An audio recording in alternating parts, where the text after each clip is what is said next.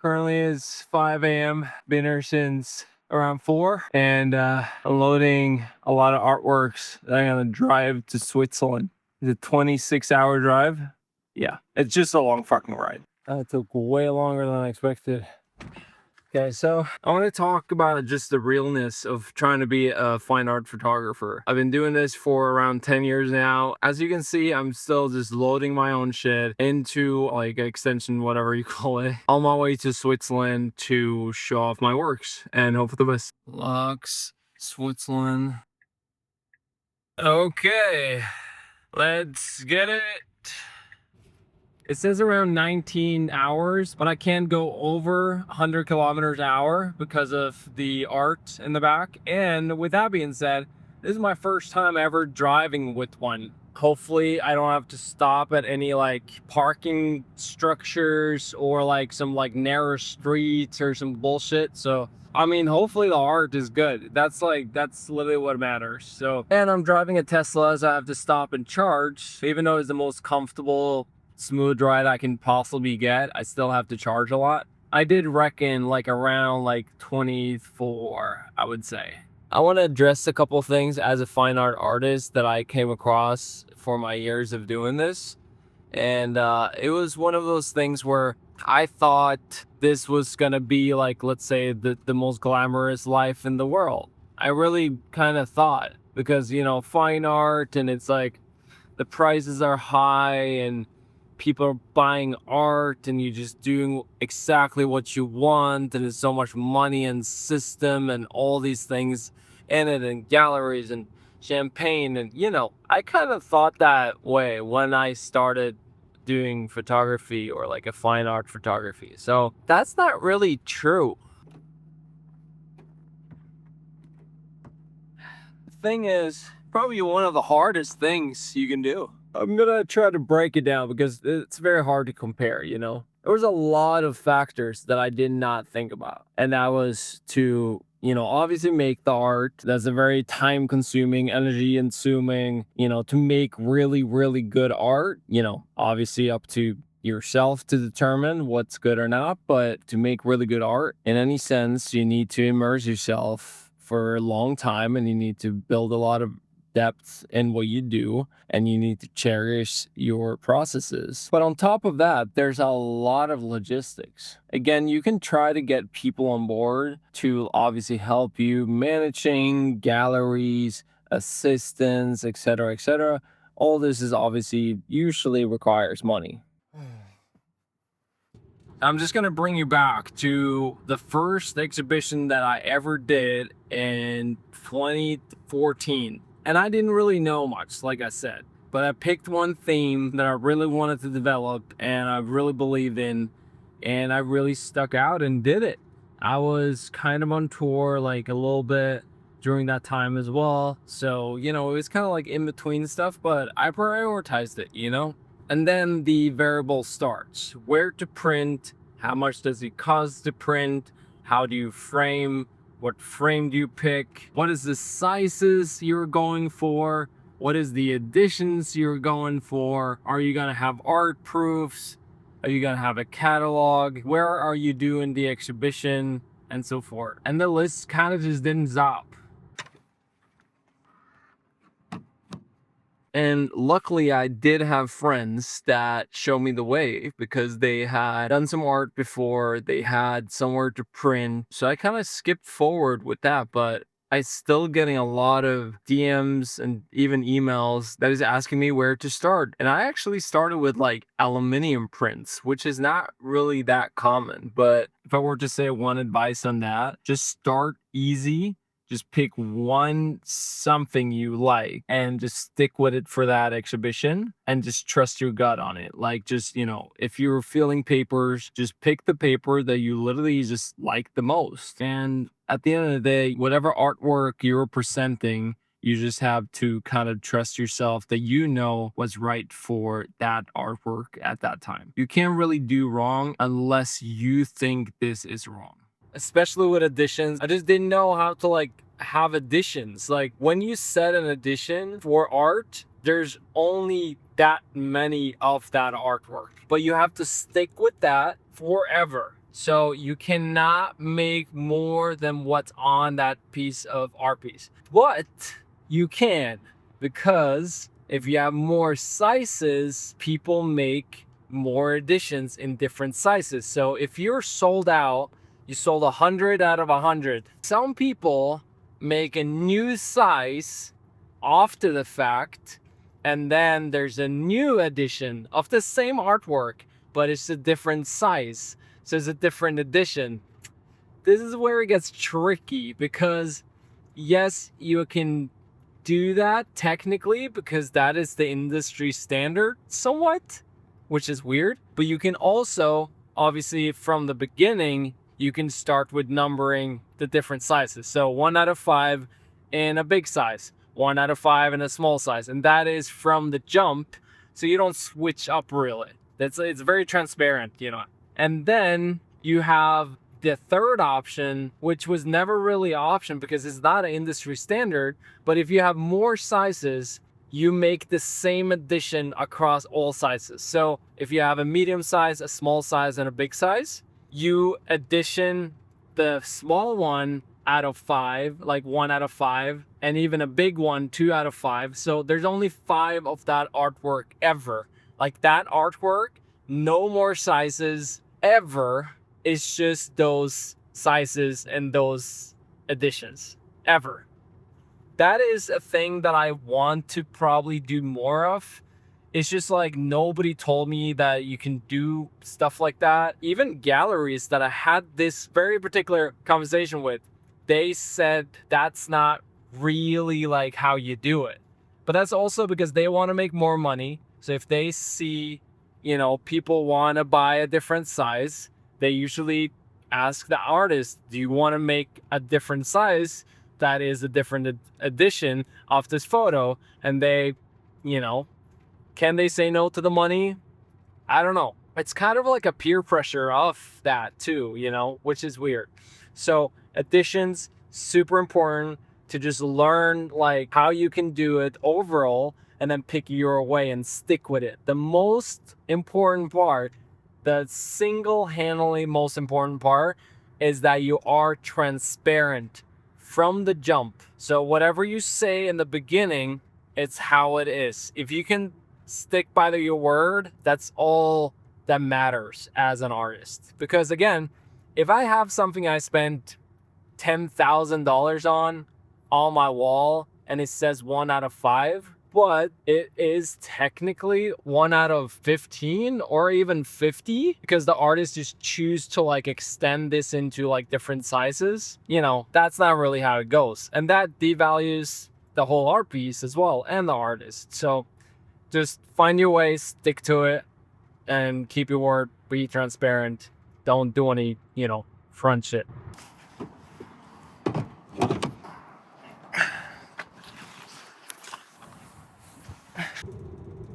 And obviously prices. Prices is a tough one because there's a lot of factors that plays into that. And that is obviously if you have done stuff before, whatever you have sold stuff from before, that is obviously an indication of what you can sell for again. What is your additions? That obviously plays a big part, like we kind of talked about. And also what materials, how is it made? Where are you doing the exhibition? Is it a gallery? Is it a not gallery? Is it other people that is taking, let's say, a commission of your work? Is it a gallery or manager or agent, whatever it is? What kind of framing have you used? Is it with frame? Is it without frame? Do you deliver it yourself or do you have a handling company? Does your buyers see, let's say, a future in what you do? Do you have like a hype around you? How much expenses you had when you were making it? And how much do you just feel like your works is worth? The most important thing, I feel like. I don't have the answer on this, but I have a couple answers for myself because I've done it myself. And the first time I did my exhibitions, I've never done an exhibition before, but I also had, let's say, a timeline when it comes to photography. People was buying into, I was semi-known for something, and obviously I did photography, fine art as well. So it was kind of, let's say, hand in hand. I sold my first works for just around $500 per photo. And this was with aluminum framed, aluminum print, really, really good print. Again, like the margin here is not big at all. And it was a fairly big size. I would say one of the biggest sizes that I kind of still do till this day. I sold for just around $1,000. And the additions was 1 out of 3 in each size. So in total of 6. So again, this is super individual. There's no right or wrong here, really. Yes, you can price yourself too high.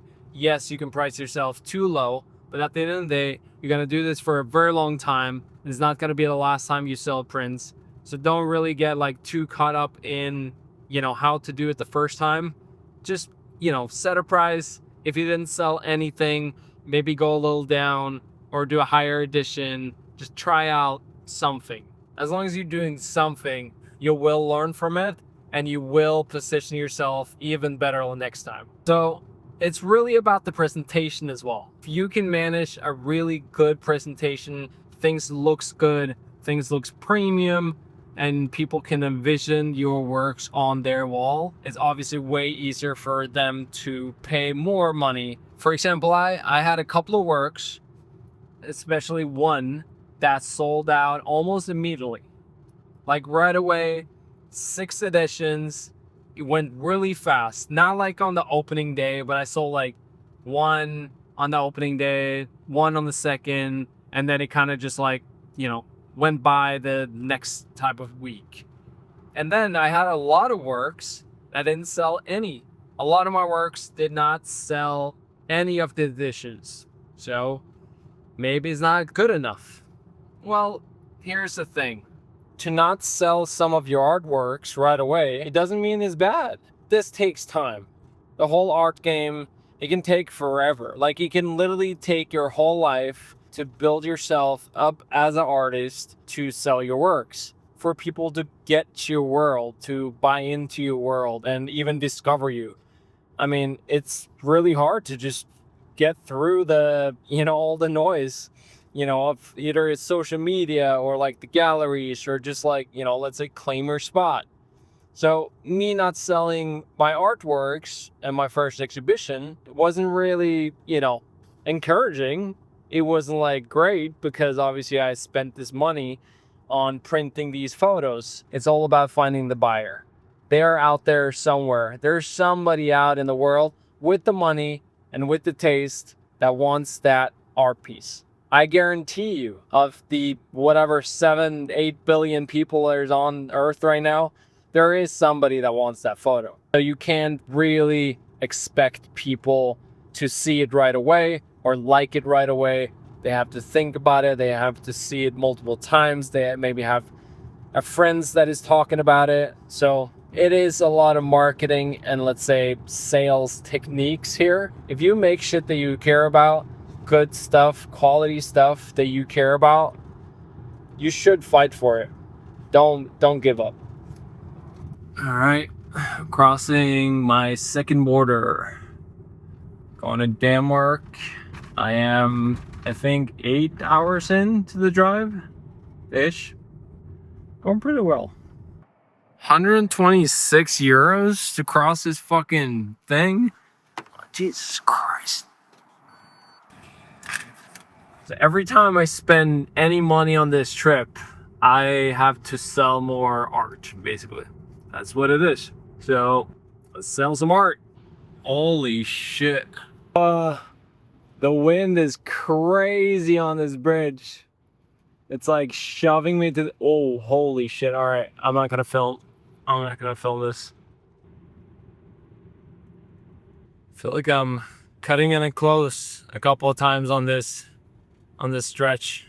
I just have to trust Tesla that knows what the fuck's up. So hopefully I don't get stranded.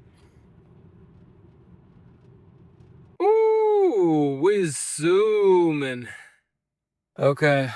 I drove the wrong direction. I drove down Denmark and I was supposed to be just across. And I think it was because it was a ferry crossing that Tesla wanted me to take. It made more sense with the battery and time. which makes sense, but it also doesn't make sense if the ferry doesn't go. So I just needed to like get back on track before like I was started talking again. So all right, we're crossing to the German border. Let's get it. Okay, I'm just gonna nap real quick and then I'll tell you about what I've done with galleries or no galleries. I slept longer than I was supposed to. That's good.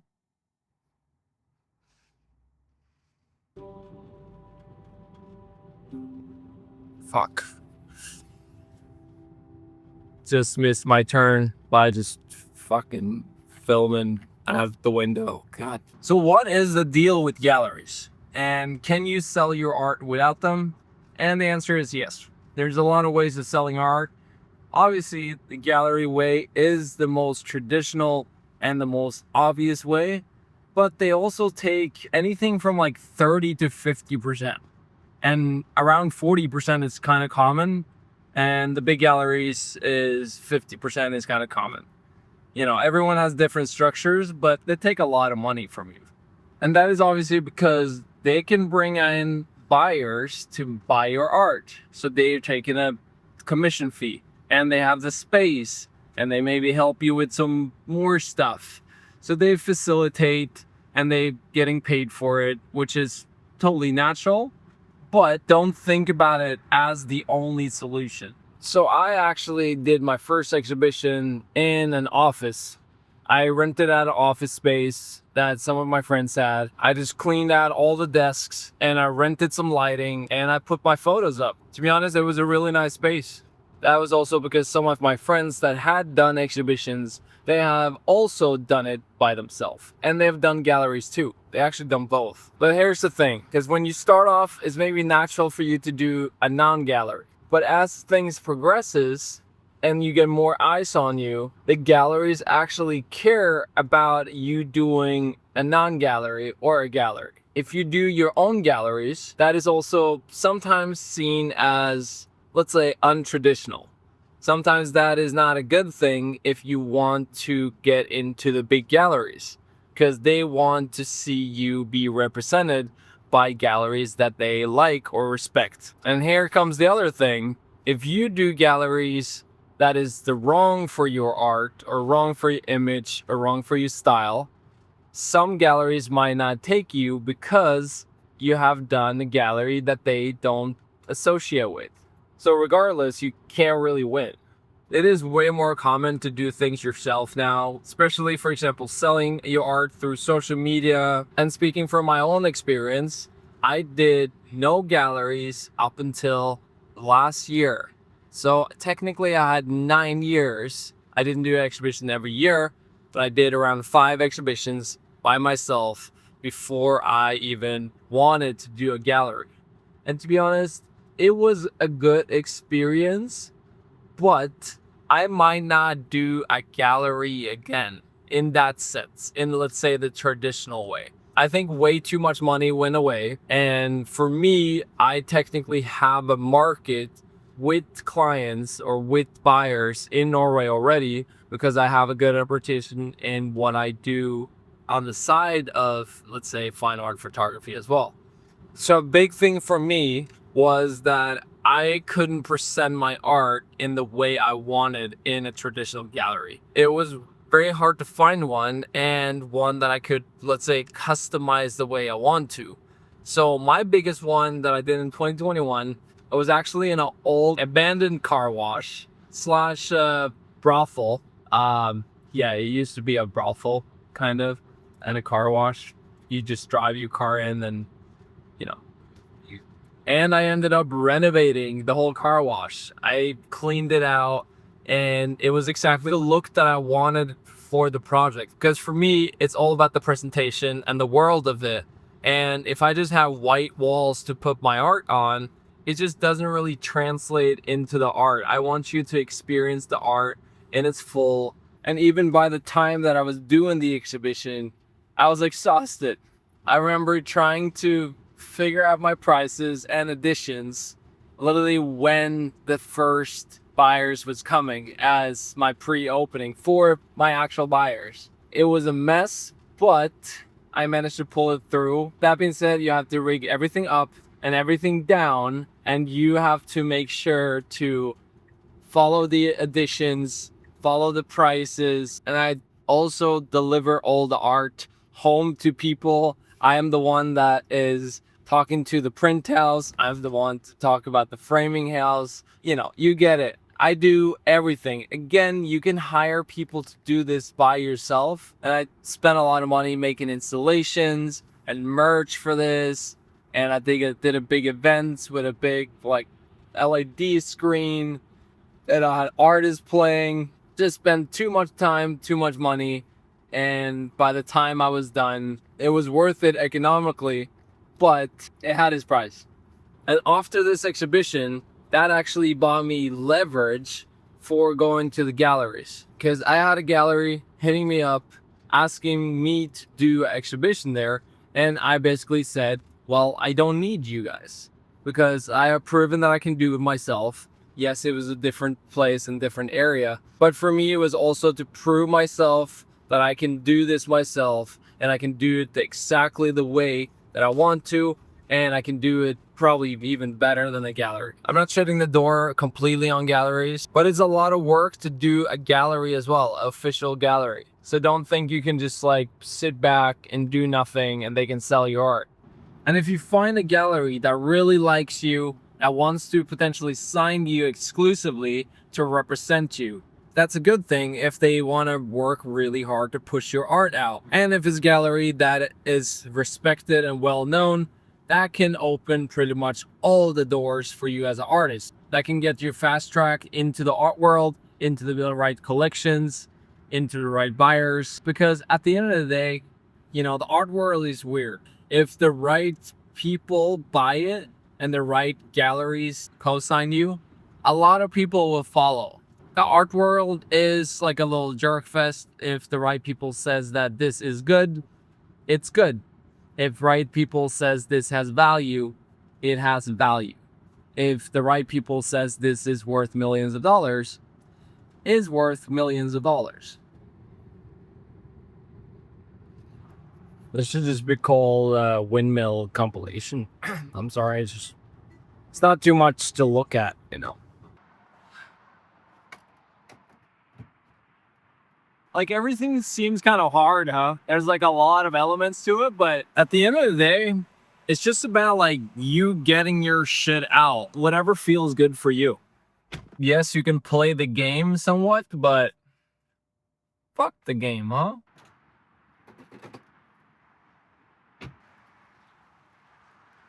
If you want to look more into how the traditional artwork actually works, read this book. It has a lot of interesting facts. Every time I have to charge, I have to like occupy like 4 chargers because I have to be like across. I can't back up with the hanger. When you didn't think Tesla douche could be more douche. We got 5 hours left of this drive, and to be honest, I haven't even checked if all the artwork is still in the hangar. Hopefully nobody took it when I was asleep. Imagine. Should probably check, huh?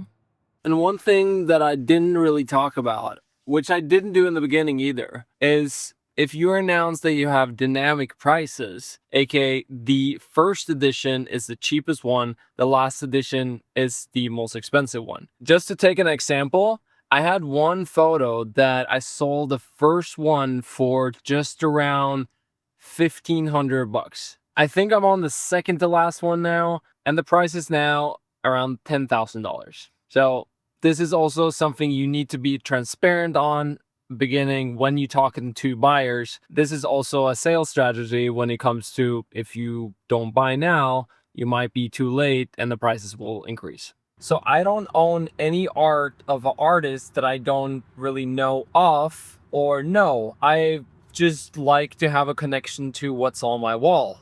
That is the same perspective when it comes to your art, and that's why the buyer's relation is everything. The one thing that has been huge for me is that I deliver all my artworks myself. Even though I drive almost 3 hours to deliver an artwork, I do it. And for me to walk in that door, deliver the artworks, sign the artwork, maybe in front of them even, and sign the artist proof, that shows them that I care about this artwork and that I value them as buyers. This is obviously really hard when it comes to a certain scale because you sell maybe artworks in different countries, or you just have multiple works everywhere, or even you have galleries in different countries that is shipping out works from you. So in that sense, it's not really scalable, but in the beginning, especially, do as much hands-on and let's say special treatment as humanly possible. So how hard is it to actually sell your works? It's really hard, as everything else, but nothing is impossible. Obviously, in the art world, it seems scary, it seems a lot, it seems very traditional, but at the end of the day, you just have to get rid of your imposter syndrome and just say, fuck it. You just have to start somewhere, especially when it comes to the branding aspects of things. You kind of have to fight for your position as an artist. If you're just posting picture of your dog on your Instagram and your website and you're trying to sell a bunch of fine art prints, maybe it won't go that well, but people want to buy into something that feels special, that feels premium, that they will be proud of having on their wall. I'm not saying that you can't sell photos of your dog. I believe you can sell anything in the right timing, with the right buyer, and with the right branding. Do not underestimate what you do.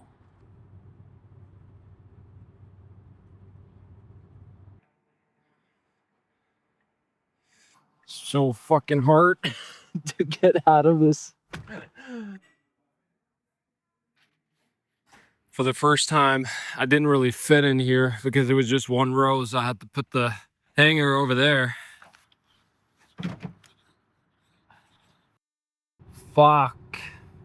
I've been so on my shit. I've been watching all the fucking speed limits. Not one time I'm on my phone with Ava and I have to look at something like the whole fucking car blinks red.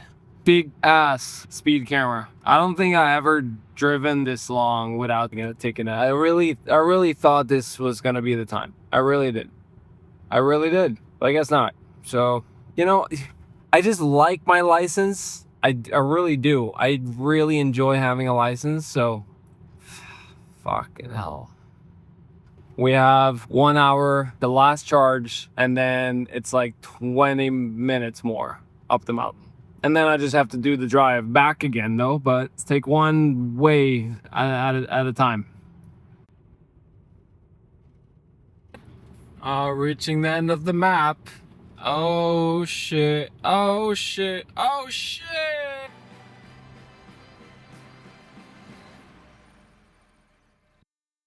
I would say over 50% of my driving is just raw dogging. I don't really listen to music too much. I have listened to maybe 9 songs on this trip.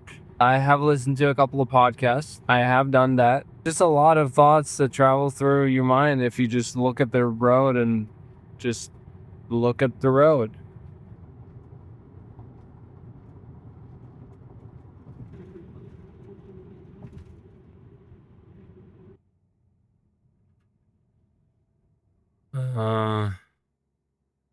Does that mean I can't go here, or? I have the most space I ever had on my last fucking charging stop of this trip. Oof. Ugh. So, what else have I learned about the art world? One thing is definitely to be the most uncompromised you can possibly be. At the end of the day, you don't really know what people are looking for. And the worst thing you can do is to try to make art to sell and try to make art that you think other people will like. It's like being in the studio and you want to make a hit song, and most likely that song you will make will not be a hit song. You should always make shit for yourself. I mean, that goes for anything. Let's fucking go. Let's fucking go. Oh my god. Fucking made it. All right, let's see if all the artworks is still in there. I haven't opened it since I left Norway, so. You're all the way from Norway. Yeah. Sure. All right. Nice. Made it to Switzerland. All the photos are up. A little 32-hour drive. I'm nervous as fuck, as always. I'm actually feeling a lot for it. And it's just one of those things where, like, it's so, like, vulnerable because you're, so much of you is in this, and to present it in, like, official way for people to come and, like, look at it. It's not really, like, that I care about people judging it. It's just more, like, to put it in front of people. And it's weird because, like, we're so used to doing that on social media, like putting our works out, and, like, we don't really feel for it because they're just imaginary people out there. And then suddenly you interact with them in physical space. And obviously you don't care about as much the stuff that you put on Instagram, so it's a different setting, but it is that, like, physical interaction, which is, like, beautiful, but it's also terrifying. It's just how it is. How it should be too. Like, if it's not, I guess you don't really care for it, or, like, you don't care for it enough. So hopefully I can care for it enough to feel for it for the rest of my life. I mean, it's like, yeah, it's like when beautiful things come alive, it's like when you actually care about it and put as much as you possibly can into it. It's like, it's the person behind it that basically makes it original. Like, it's the person behind that makes everything what you see here actually unique, because everyone can make really dope stuff, but that is what's dope with art, because let's say you buy into the person behind it, you're building a little world to walk into. And I think there's very few, let's say, settings or mediums like that in the same way. You have, like, concerts, which is an amazing world. You have exhibitions like this, and you have, like, let's say, different formats in the sense of feature films and all these. I'm just, like, a big fan of worlds. And this is kind of my world, and hopefully I can expand it. This is like a compressed version of it, because I did, like, the big one in 2021. And now, as long as I'm getting the biggest output that I can possibly get for that, then I don't really care about compressing it after, because then it has an attachment to the bigger world. So I think that's, like, why it's so important to, like, build it as humanly big as humanly possible, and then break it down after that, instead of, let's say, building it up. I'd rather just go extreme and then bring it back. So this is not even, like, you know, half of the works, I believe, but this seems like, or it feels like, a different world than the big one. It's the same world, but it's a different world, which is cool. And can't wait for people to see it. And, like, now I'm in a setting where it's technically not, like, you know, a sales exhibition. It's not a, let's say, like, a collector's gathering. It's literally just for people to come and see, which is, like, almost more terrifying in a way. I don't know why, but yeah, I don't know. It's just a general feeling. Just a lot of feelings. I don't know how to put it, but I'm, like, revisiting this world, because I'm, like, I'm not in this world all year. I've been away for a long time, so going back into it now, revisiting it, and just from today, just, like, knowing that I have a gallery opening, it made me continue a lot of the processes and ideas that I had for this project. Just today, literally just organizing new shoots, new galleries, revisiting clients, whatever it is.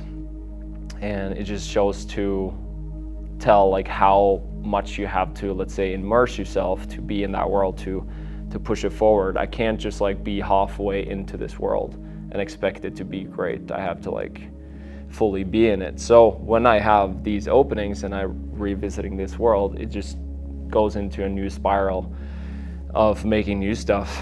And hopefully I can stay in that world for a little bit, because it requires a lot. Like this or abstract art, any art, literally any art form, anything great, period. It takes a lot of time, it takes a lot of energy, and takes a lot of thoughts to get it to anywhere close to great. So it does remind me of just like, this is what I believe in, this is what I should fight for, and I should never compromise, and I should never, let's say, I shouldn't even touch this project unless I am involved and in touch with what I do. And technically that should be with anything, not even just your art, anything, but that's hard. But you can try. And if you do that, your shit will probably be very, very good and sell and show and reach new heights. So it's a friendly reminder every time I do it, just like, this is dope. This is what it's about, type of thing.